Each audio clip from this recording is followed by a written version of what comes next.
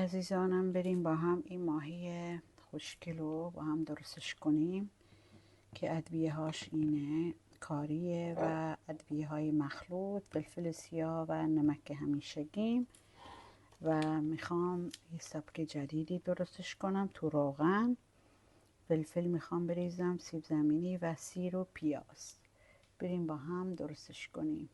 و اینجا من ادویهش رو کاملا ریختم، هر یکی یه قاشق و نمکشم یه قاشق و نیم بود و میذارمش تقریبا بین 1 ساعت تا 1 ساعت و نیم که قشنگ مزه بگیره و بعد میرم با سبزیجات رو سرخش میکنم.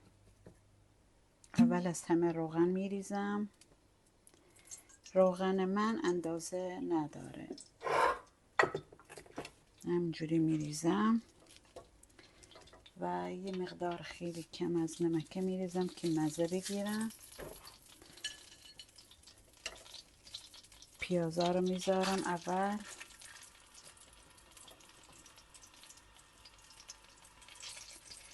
و سیب زمینی ها بغلش و میذارمش روش که قشنگ یواش یواش مثل تفت بخوره و مثل دم بکشه. نمیخوام بسوزه اصلا. این مقدار دیگه نمک و ماهی رو میارم میذارم روش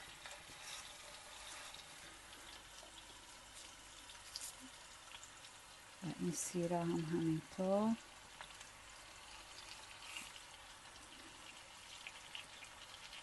الان نوبت سیرا و الان درشو میبندیم میذاریمش نیم ساعت، کمش میکنم.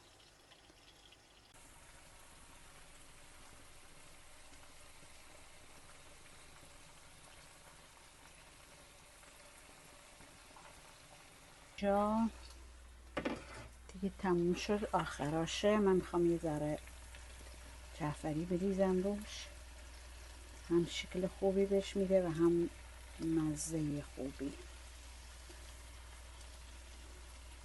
جعفری و گشنیز. البته این بخوای من دیگه عکس آخر رو میگیرم و دیگه تموم شد.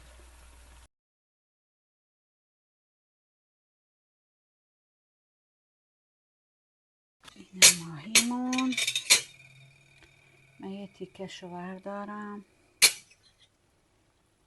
فقط گذاشتمش مثل دم بکشه. یه بارم زیر روش کردم